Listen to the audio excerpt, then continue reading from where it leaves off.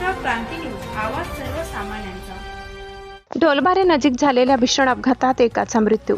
सटाणा ताहाराबाद रस्त्यावरील ढोलबारे जवळील गंगाई पेट्रोल पंपाच्या काही अंतरावर कांदा चाळीच्या समोरील बाजूस साक्री शिर्डी राज्यमार्गावर रात्रीचे साधारण 9 वाजेच्या सुमारास तवेरा गाडी क्रमांक MH18 BC 2620 तसेच दुचाकी क्रमांक MH18 BK 6358 यांच्यात जोरदार धडक झाली असता या अपघातात तवेरा गाडी चालकाने ओव्हरटेक करताना दुचाकी चालकास काही अंतरापर्यंत फरफटत नेले।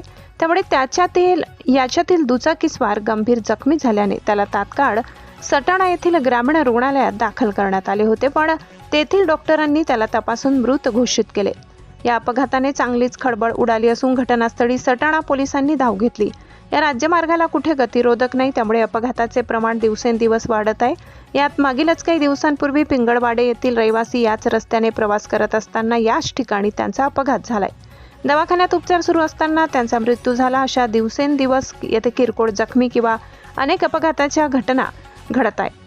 इथे संबंधित सार्वजनिक बांधकाम विभाग यांच्या माध्यमातून लवकरात लवकर गतिरोधक देण्यात यावा अशी मागणी स्थानिक नागरिकांकडून केली जात आहे। या अपघातानंतर ढोलबारे येथील पोलीस पाटील व सामाजिक कार्यकर्ते तसेच करंजाड येथील पोलीस पाटील व सामाजिक कार्यकर्ते यांनी धावपळ करत व मोठ्या सहकार्याची भावना दाखवत संबंधित अपघातग्रस्तांना मोठी मदत केलेली आहे।